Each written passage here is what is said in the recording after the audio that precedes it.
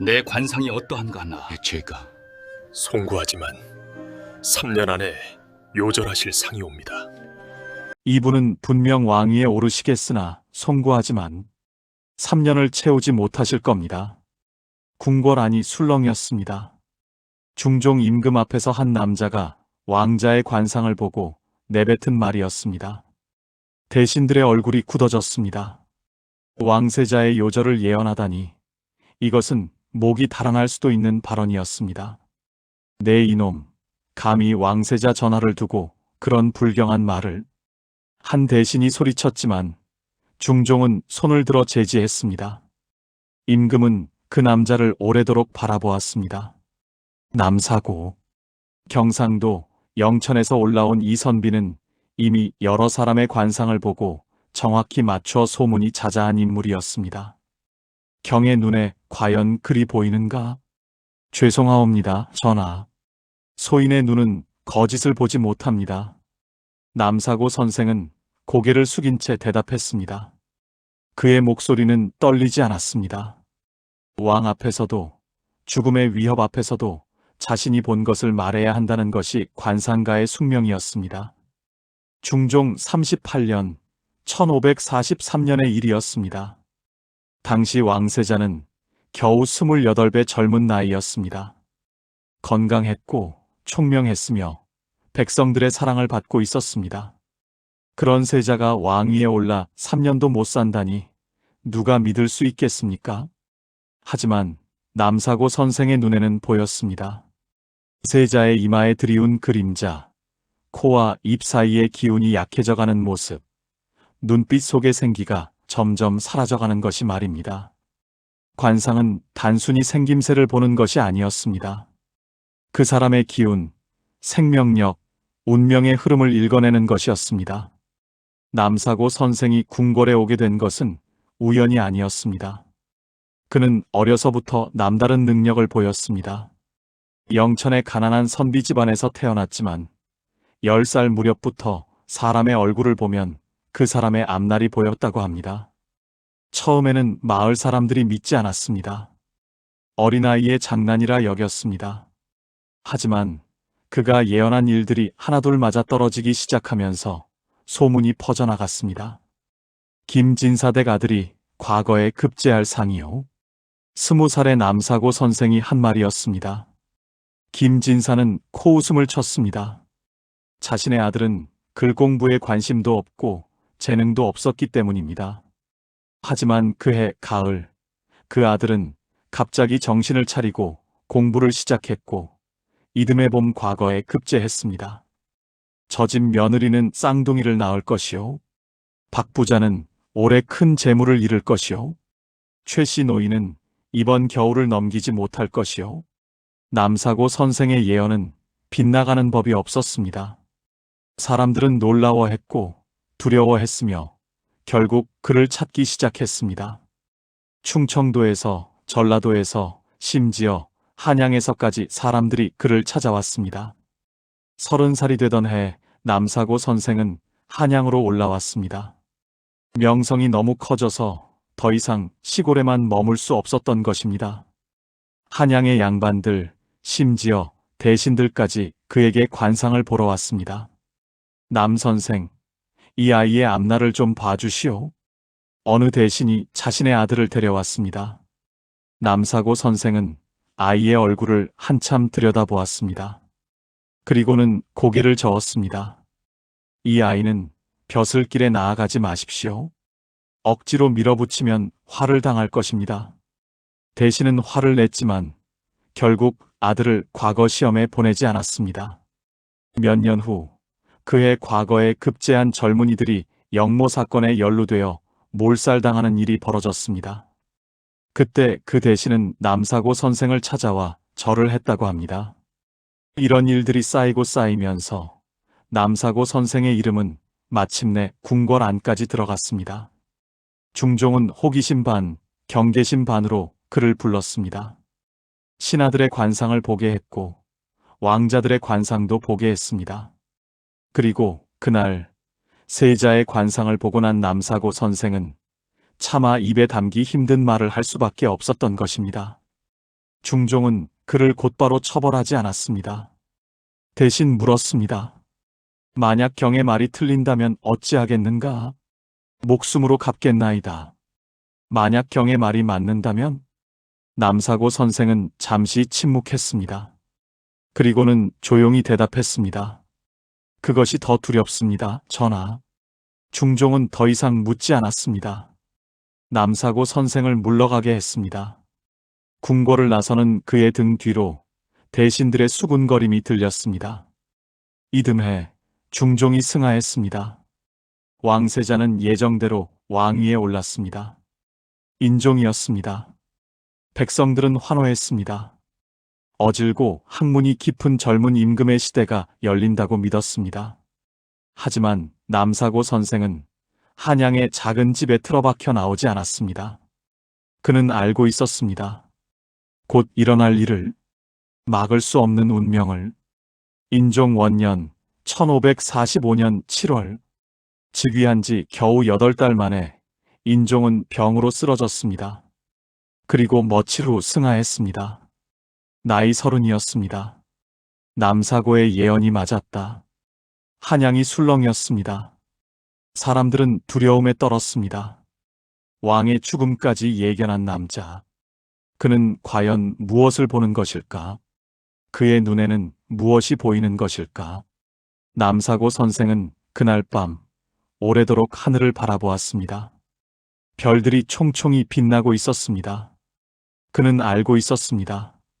자신의 예언 능력이 축복이 아니라 저주가 될 수도 있다는 것을.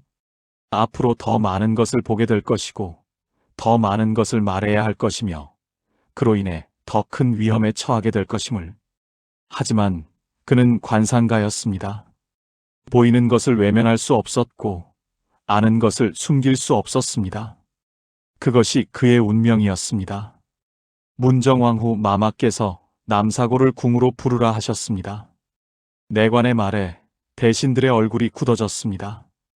인종의 죽음을 정확히 예언한 남사고, 이제 어린 명종을 대신해 수렴 청정을 시작한 문정왕후가 그를 부른 것입니다. 무엇을 물으려는 것일까? 아니, 무엇을 확인하려는 것일까? 남사고 선생은 경복궁 편전으로 향했습니다. 발걸음이 무거웠습니다. 인종의 예언 이후 그의 명성은 하늘을 찔렀지만 동시에 수많은 눈총을 받게 되었습니다. 특히 권력자들은 그를 두려워하면서도 이용하려 했습니다. 휘장 너머로 문정왕후의 목소리가 들려왔습니다. 경이 본 것이 사실이었소. 인종이 정말 그리 짧은 세월을 사셨소. 황송하옵니다, 마마. 내 아들 명종의 관상을 보시오. 이 아이는 오래 왕위에 있을 수 있겠소? 남사고 선생은 12살 명종의 얼굴을 보았습니다. 어리고 순한 눈빛, 하지만 그 주변을 둘러싼 강한 기운들. 어머니 문정왕후의 그림자, 외삼촌 윤원형의 권세, 그 속에서 흔들리는 어린 왕의 운명이 보였습니다. 전하께서는 오래 재위하실 것입니다. 하오나, 하오나, 전하 스스로의 힘이 아니라 주변의 힘으로 지켜지는 왕위옵니다. 문정왕후는 침묵했습니다. 남사고 선생의 말은 날카로웠습니다. 명종이 허수아비 왕이 될 것임을, 실권은 자신과 윤원형이 쥐게 될 것임을 정확히 꿰뚫어 본 것입니다. 더 보이는 것이 있소? 감히 말씀드리기 어렵습니다. 말하시오. 짐이 허하노라. 남사고 선생은 깊은 숨을 들이쉬었습니다. 많은 피가 보입니다. 충신들의 피가, 선비들의 피가. 이 피는 결국 왕실을 더 외롭게 만들 것입니다. 그것은 을사사화를 예견한 말이었습니다. 명종 즉위 후 일어날 대규모 사화를. 하지만 문정왕후는 그 말의 의미를 알면서도 막지 않았습니다. 아니, 막을 수 없었습니다. 이미 권력의 수레바퀴는 굴러가기 시작했으니까요. 남사고 선생이 궁을 나온 후 또 다른 소문이 퍼지기 시작했습니다. 그가 윤원형의 관상을 보고 경고했다는 것입니다. 대감의 권세는 하늘을 찌르겠으나 그 끝은 비참할 것입니다. 윤원형은 분노했지만 함부로 손을 댈 수 없었습니다. 남사고의 예언이 워낙 정확하게 맞아떨어져서 자칫 그를 해치면 정말 예언대로 될까 두려웠던 것입니다. 명종 2년 1547년 남사고 선생은 한양 남산 아래 작은 집에서 지내고 있었습니다. 끊임없이 사람들이 찾아왔습니다. 관상을 봐달라는 사람, 운명을 물어보는 사람, 심지어 복수를 부탁하는 사람까지. 선생님, 제 남편이 과거에 급제할 수 있을까요? 선생님, 제 아이가 병에서 나을 수 있을까요? 선생님, 저 사람이 거짓말을 하는지 알 수 있을까요? 남사고 선생은 하나하나 정성껏 관상을 보아주었습니다. 돈을 내는 사람도 있었고, 가난해서 곡식 한 돼 못 내는 사람도 있었습니다. 그는 차별하지 않았습니다. 관상은 신분을 가리지 않았으니까요. 그해 가을, 남사고 선생 앞에 한 젊은 선비가 나타났습니다. 누더기 같은 옷에 맨발이었지만 눈빛만큼은 총명했습니다. 이지함, 훗날 토정 선생으로 불리게 될 그 사람이었습니다. 선생님의 학문을 배우고 싶습니다. 나는 학자가 아니라 관상쟁이일 뿐이요. 선생님은 사람의 운명을 읽으십니다. 그보다 더 큰 학문이 어디 있겠습니까? 이지함은 남사고 선생 곁에 머물렀습니다. 관상학을 배웠고, 천문을 배웠고, 사람의 마음을 읽는 법을 배웠습니다. 하지만 그는 남사고 선생과는 조금 다른 길을 걷기 시작했습니다. 선생님, 저는 가난한 백성들을 위해 이 학문을 쓰고 싶습니다. 어찌 그리 하겠느냐? 양반들은 돈을 내고 관상을 보러 올 수 있지만 백성들은 그럴 여유가 없습니다. 저는 저들에게 무료로 운명을 알려주고 흉년에 대비하고 재앙을 피할 수 있게 도와주고 싶습니다. 남사고 선생은 고개를 끄덕였습니다. 제자가 자신보다 더 넓은 마음을 가졌음을 알았습니다. 명종 5년 을사사화가 일어났습니다. 남사고 선생이 예언한 대로 수많은 선비들이 죽어나갔습니다. 윤원형과 문정왕후의 권력은 더욱 강해졌지만 원성도 높아졌습니다. 그해 겨울 한 젊은 양반이 남사고 선생을 찾아왔습니다. 제 아버지가 억울하게 죽었습니다. 선생님, 윤원형의 말로가 어떻게 되는지 봐주십시오. 남사고 선생은 그 청년을 말리지 않고 답했습니다. 윤원형은 10년 안에 역적으로 몰려 비참한 최후를 맞을 것이요. 그의 일족이 몰살당할 것이요. 하지만 그대 아버지는 돌아오지 않소. 복수가 그대를 구원하지는 못할 것이요. 청년은 울면서 돌아갔습니다. 남사고 선생의 예언은 위로가 아니라 냉혹한 진실이었습니다. 그 무렵 이지함은 한양을 떠나 전국을 떠돌기 시작했습니다. 거짓 차림으로 때로는 미친 사람처럼 행동하며 백성들 사이에 섞여 살았습니다. 그리고 그들의 운명을 봐주고 흉년을 예측해주고 재앙을 피하는 법을 알려주었습니다. 저 양반이 토정 선생이시래요. 공짜로 점을 봐주신대요. 토정 선생이 내년은 큰 흉년이라고 하셨대요. 미리 곡식을 저장해야 한대요. 백성들 사이에서 토정 이지함의 명성이 퍼져나갔습니다. 남사고 선생이 궁궐과 양반들 사이에서 이름을 날렸다면 토정 선생은 백성들의 생활 속으로 들어간 것입니다. 명종 10년 남사고 선생은 50살을 바라보고 있었습니다. 그동안 수많은 예언을 했고 대부분 적중했습니다. 하지만 그럴수록 그의 마음은 무거워졌습니다. 어느 날 밤 토정 선생이 오랜만에 남사고 선생을 찾아왔습니다. 선생님, 요즘 편찮으신 것 같습니다. 지아마, 나는 너무 많은 것을 보았다. 보고 싶지 않은 것까지. 무엇을 보셨습니까? 이 나라에 곧 큰 전쟁이 올 것이다. 바다 건너 외놈들이 쳐들어올 것이고 이 땅이 피로 물들 것이다.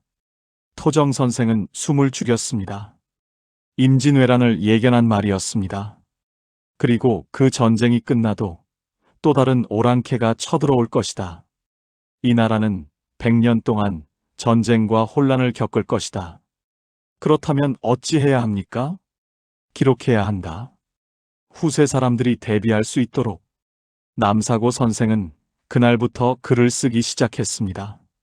조선의 미래에 대한 예언을. 그것이 훗날 격압유록이 되는 책이었습니다. 한양에는 소문이 무성했습니다. 남사고가 조선의 흥망성쇠를 예언하는 책을 쓰고 있다고, 왕실이 뒤집힐 것을 예언하고 있다고. 윤원형과 문정왕후는 불안해했지만 함부로 손을 대지 못했습니다. 남사고 선생의 예언은 계속 적중하고 있었습니다. 그를 건드리는 것은 마치 운명에 도전하는 것 같았으니까요. 명종 12년 궁궐에서 급한 전갈이 날아왔습니다. 남사고를 잡아들여라. 윤원형이 드디어 남사고 선생을 제거하기로 결심한 것입니다. 이유는 간단했습니다. 남사고 선생이 쓰고 있는 책에 윤원형의 비참한 말로가 적혀 있다는 소문이 퍼졌기 때문입니다.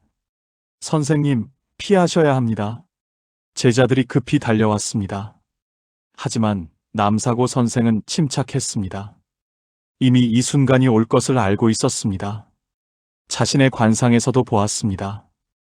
50대 중반에 큰 위기가 있을 것임을. 내가 피한다고 해서 운명이 바뀌지는 않는다. 하지만 선생님, 윤원형은 무자비한 사람입니다. 선생님을 죽일 것입니다. 남사고 선생은 잠시 생각했습니다. 죽음이 두렵지 않았습니다. 하지만 아직 해야 할 일이 남아 있었습니다. 격압유록을 완성해야 했습니다. 후세에 경고를 남겨야 했습니다. 경상도 영천으로 가겠다. 내 고향으로. 그날 밤 남사고 선생은 한양을 떠났습니다. 몇 권의 책과 붓, 멍만을 챙겨서 말입니다. 토정 이지함이 배웅을 나왔습니다. 선생님, 언제 다시 뵐 수 있겠습니까? 인연이 된다면 다시 만날 것이고 아니라면 이것이 마지막이겠지. 지암아, 너는 내 길을 가거라. 백성들을 위해 내가 할 일을 하여라. 두 사람은 포옹했습니다. 관상의 대가 두 명이 각자의 길을 가는 순간이었습니다. 남사고 선생은 영천에 도착했습니다. 고향이었지만 그를 기억하는 사람은 많지 않았습니다. 50년 가까이 떠나 있었으니까요. 그는 산 중턱에 작은 초가집을 지었습니다. 그리고 매일 글을 썼습니다. 한양에서는 남사고를 찾는 손길이 계속되었습니다. 윤원형의 부하들이 사방을 뒤졌지만 남사고 선생은 이미 자취를 감춘 뒤였습니다. 윤원형은 분노했지만 어쩔 수 없었습니다. 괜찮다. 저놈이 숨어서 입을 다물고 있다면 그것으로 된 것이다. 하지만 윤원형은 몰랐습니다. 남사고 선생이 산속에서 더 큰 일을 하고 있다는 것을. 격압유록의 집필이 본격적으로 시작되었습니다. 남사고 선생은 밤낮으로 붓을 들었습니다. 자신이 본 미래를, 조선의 운명을, 한반도의 앞날을 한자 한자 적어나갔습니다. 임진년과 계사년에 큰 난리가 있을 것이다. 임진왜란과 정유재란을 예언한 글이었습니다. 북쪽 오랑캐가 2번 쳐들어올 것이다. 병자호란과 정묘호란을 내다본 것이었습니다. 하지만 남사고 선생을 괴롭힌 것은 예언을 쓰는 것만이 아니었습니다. 그가 진정으로 고뇌한 것은 다른 문제였습니다. 나는 알면서도 막을 수 없다. 어느 날 밤 남사고 선생은 혼자 중얼거렸습니다. 수십만 명이 죽을 전쟁을 알고 있습니다. 무고한 백성들이 고통받을 것을 알고 있습니다. 하지만 그가 할 수 있는 것은 단지 기록하는 것뿐이었습니다. 관상가의 저주로구나. 보이는 것을 말할 수 있지만 일어날 일을 막을 수는 없다. 명종 15년 윤원형이 실각했습니다.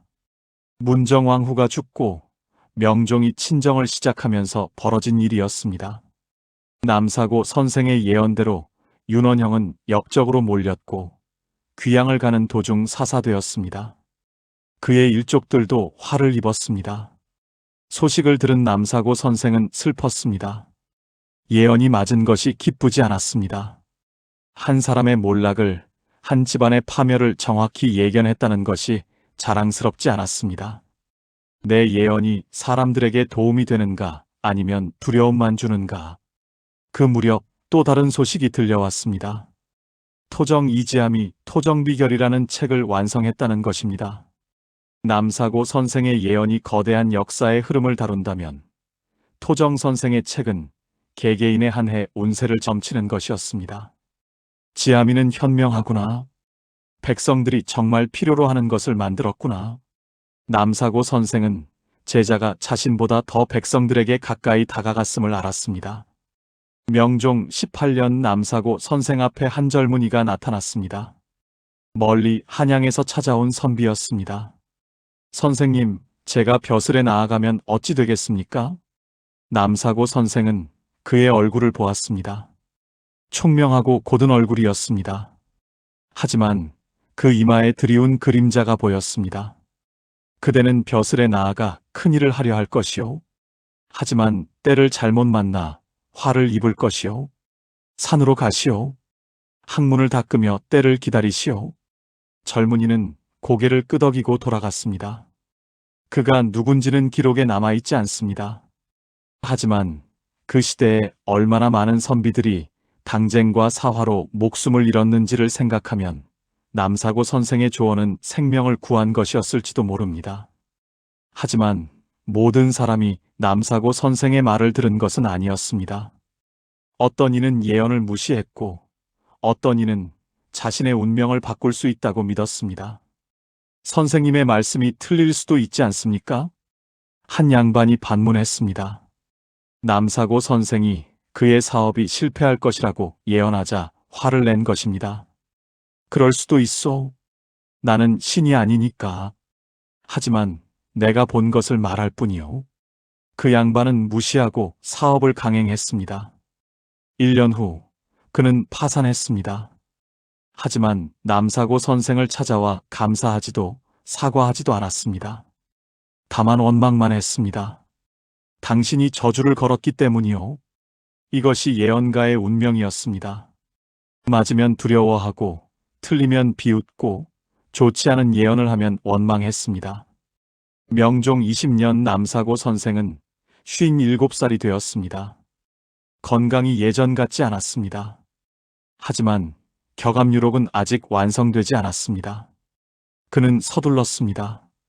어느 날 거울에 비친 자신의 얼굴을 보았습니다. 관상가로서 자신의 얼굴을 본 것입니다. 아, 내게 남은 시간이 얼마 없구나. 자신의 죽음까지도 보게 된 것입니다. 60을 넘기지 못할 것임을. 하지만 놀랍게도 두렵지 않았습니다. 오히려 평온했습니다. 모든 사람의 운명을 보았으니 내 운명도 받아들여야지. 그날부터 남사고 선생은 더욱 집중해서 글을 썼습니다. 마지막 힘을 다해 미래를 기록했습니다. 임진왜란의 참상, 병자호란의 치욕, 그리고 그 너머의 희망까지. 이 땅은 고난을 겪겠지만 결국은 살아남을 것이다. 이 백성은 강하다. 남사고 선생의 예언은 절망만을 담은 것이 아니었습니다. 고난 끝에 올 희망도 함께 적었습니다. 산속 초가집에서 남사고 선생은 홀로 붓을 들었습니다. 한양의 화려함도, 권력의 유혹도, 명예의 달콤함도 모두 버리고 오직 진실만을 기록했습니다. 때로는 찾아오는 사람들의 관상을 봐주었습니다. 때로는 마을 사람들에게 농사철을 알려주었습니다. 하지만 대부분의 시간은 글을 쓰는 데 바쳤습니다. 그의 손가락에는 굳은 살이 박였고 눈은 침침해졌습니다. 하지만 멈출 수 없었습니다.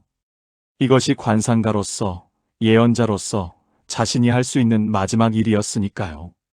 명종 22년 남사고 선생은 마침내 격암유록을 완성했습니다. 두툼한 책 한 권에 조선의 미래, 한반도의 운명, 백성들이 겪을 고난과 희망이 모두 담겨 있었습니다.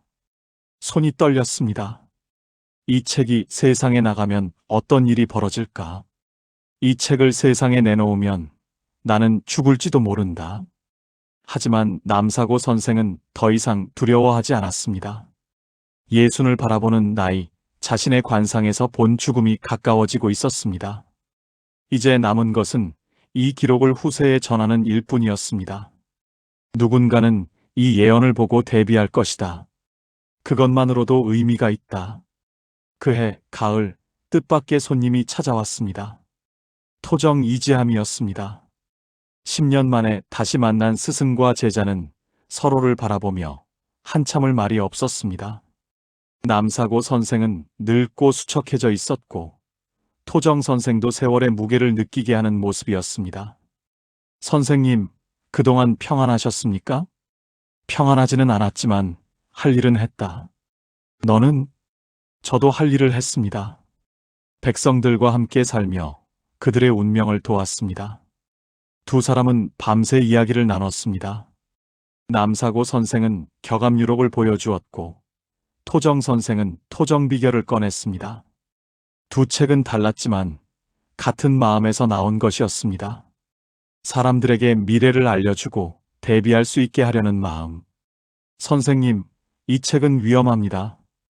왕실을, 조정을 뒤흔들 내용들입니다. 알고 있다. 하지만 쓰지 않을 수 없었다. 그렇다면 제가 이 책을 지키겠습니다. 세상에 나갈 때까지. 토정 선생은 격암유록의 사본을 만들었습니다. 남사고 선생이 죽은 후에도 이 예언이 사라지지 않도록 말입니다. 명종 24년 봄, 남사고 선생은 병상에 누웠습니다. 오래 앓은 병은 아니었습니다. 그저 생명의 불꽃이 꺼져가는 것이었습니다. 제자들과 마을 사람들이 모여들었습니다. 선생님, 약을 드시면 나아지실 것입니다. 아니다. 내 때가 온 것이다. 내가 내 관상에서 본 그대로구나. 남사고 선생은 자신의 죽음조차 예견하고 있었습니다. 이상하게도 평온했습니다. 관상가로서 수많은 사람의 죽음을 보았고 마침내 자신의 죽음도 맞이하게 된 것입니다. 선생님, 유언을 남기십시오. 남사고 선생은 힘겹게 입을 열었습니다. 격암유록을 함부로 퍼뜨리지 마라. 하지만 없애지도 마라. 때가 되면 필요한 사람이 찾을 것이다. 명심하겠습니다. 그리고 관상은 운명을 보는 것이지 운명을 정하는 것이 아니다. 사람은 자신의 노력으로 운명을 조금씩 바꿀 수 있다. 그것을 잊지 마라. 마지막 말이었습니다. 평생 운명을 예언했던 남자가 마지막에는 운명을 바꿀 수 있다고 말한 것입니다. 역설이었지만 그것이 진실이었습니다. 명종 24년 4월 남사고 선생은 62의 나이로 세상을 떠났습니다. 조용한 죽음이었습니다. 영천의 작은 산 속에서 아무도 모르게. 하지만 그가 남긴 것은 조용하지 않았습니다. 격암유록은 비밀리에 전해지기 시작했습니다. 토정 선생이 사본을 몇 권 만들어 믿을 만한 사람들에게 나눠주었습니다. 책은 금서였지만 사람들의 호기심을 막을 수는 없었습니다. 남사고가 예언한 대로 곧 큰 전쟁이 온다던데. 임진년에 난리가 있을 거라고 적혀 있다던데. 소문은 퍼져나갔습니다. 조정에서는 격암유록을 금서로 지정했지만 이미 늦었습니다. 책은 은밀하게 읽히고 필사되고 전해졌습니다. 토정 이지함은 남사고 선생이 죽은 후에도 계속 백성들을 위해 일했습니다. 토정 비결로 사람들의 한 해 운세를 점쳐주고 흉년을 예측해주고 재앙을 피하는 법을 알려주었습니다. 선조 즉위 후 토정 선생은 잠시 벼슬에 나아가기도 했습니다. 하지만 조정의 당쟁에 염증을 느끼고 다시 제야로 돌아갔습니다.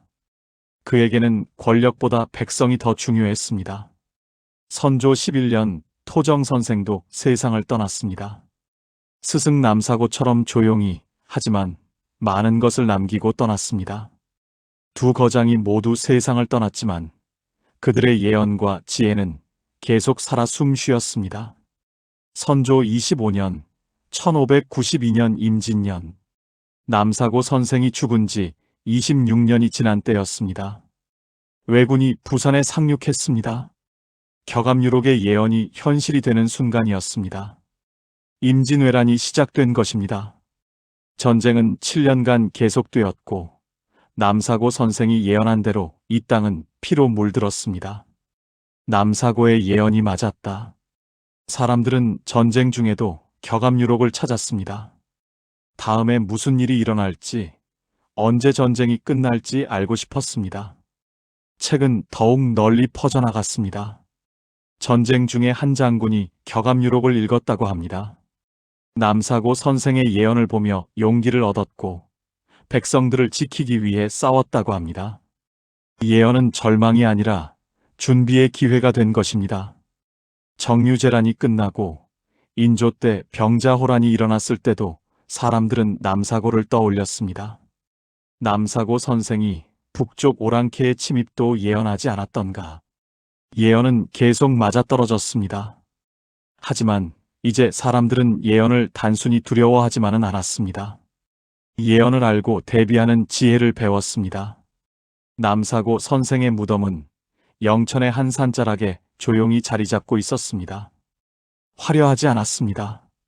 이름난 관상가, 조선 최고의 예언가의 무덤치고는 소박했습니다. 하지만 해마다 사람들이 찾아왔습니다.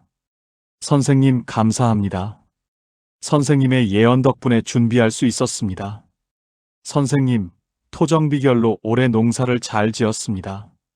남사고 선생과 토정 선생, 두 사람은 떠났지만 그들이 남긴 지혜는 조선 백성들과 함께 살아 숨쉬고 있었습니다.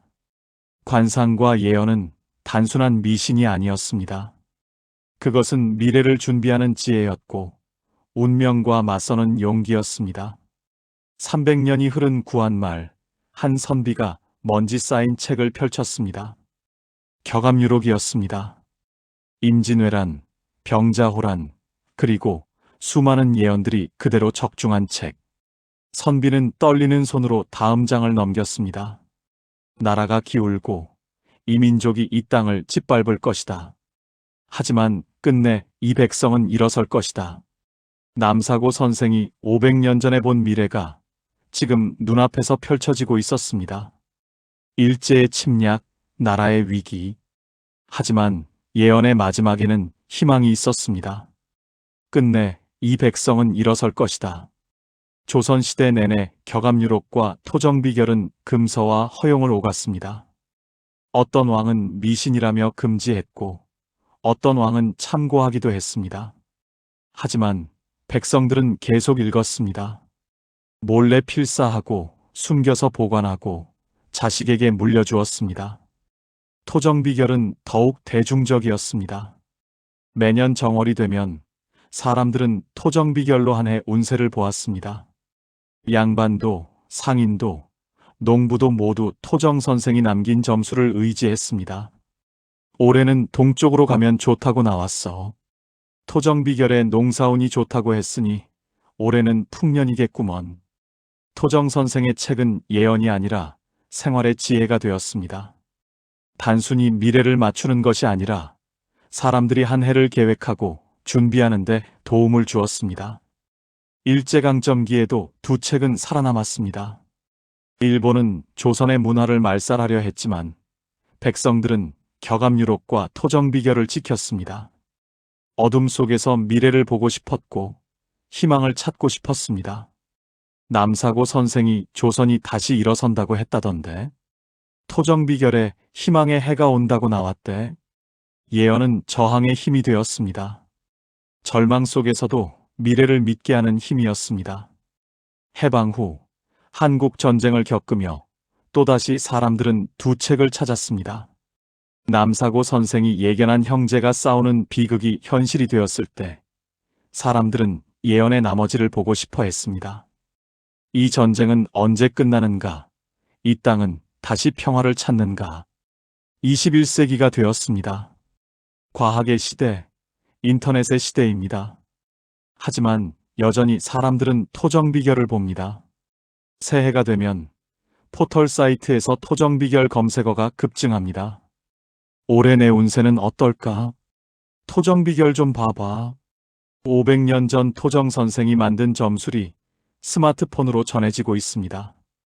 형태는 바뀌었지만 사람들이 미래를 알고 싶어하는 마음은 변하지 않았습니다. 관상도 마찬가지입니다. TV에서 관상가가 출연해 유명인의 관상을 봅니다. 젊은이들도 관상에 관심을 가집니다. 남사고 선생이 시작한 관상학이 500년이 지나도 여전히 살아있습니다. 저 사람 관상 좋아 보여. 눈빛이 강하네. 성공할 상이야. 일상 대화에서도 관상 이야기가 나옵니다. 과학으로 증명할 수 없지만 사람들은 본능적으로 얼굴에서 무언가를 읽어냅니다. 남사고 선생이 했던 것처럼 경상도 영천에는 아직도 남사고 선생의 흔적이 남아 있습니다. 그가 살던 집터, 그가 격압유록을 쓰던 산자락, 해마다 조용히 찾아오는 사람들이 있습니다.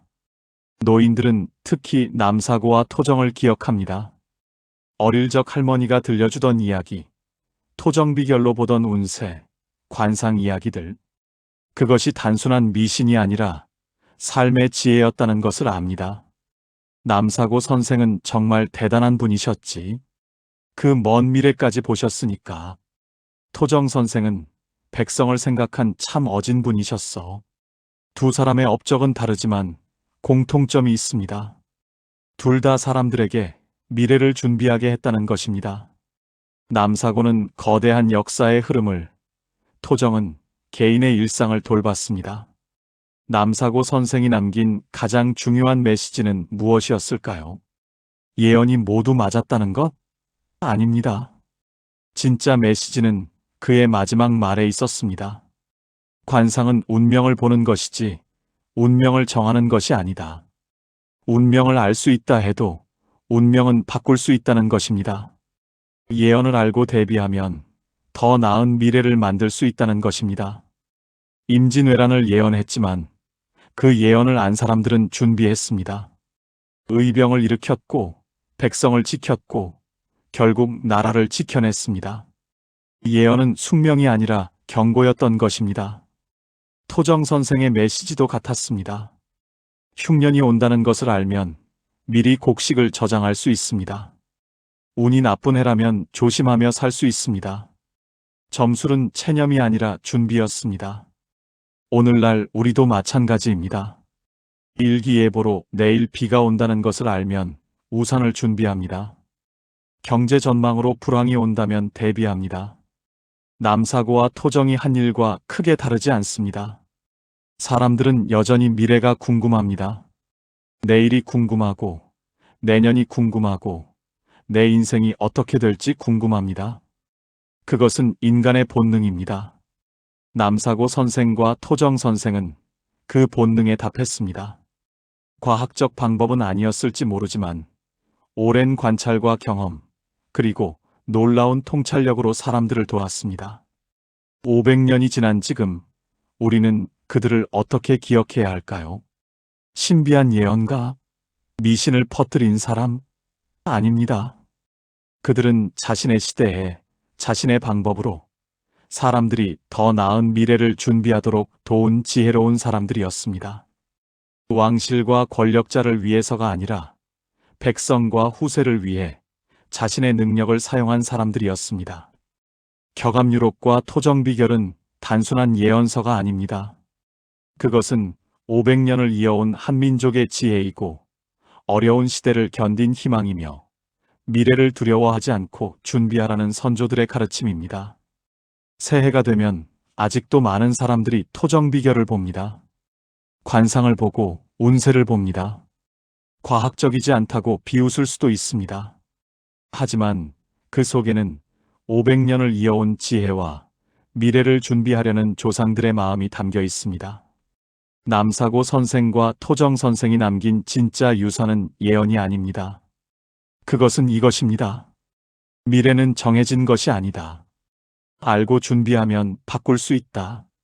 500년 전 그들이 전하려 한 메시지는 오늘날에도 여전히 유효합니다. 운명을 알되 두려워하지 말고 미래를 보되 준비하며 절망하지 말고 희망을 가지라는 것. 조선시대 관상가 남사고와 토정 이지함. 두 사람은 떠났지만 그들의 지혜는 500년이 지난 지금도 우리와 함께 살아 숨쉬고 있습니다. 이 이야기는 여기까지입니다. 재미있게 읽으셨다면 구독과 좋아요 눌러주시면 더욱 더 열심히 재미있는 내용으로 다시 찾아뵙겠습니다. 긴 글 읽어주셔서 감사합니다.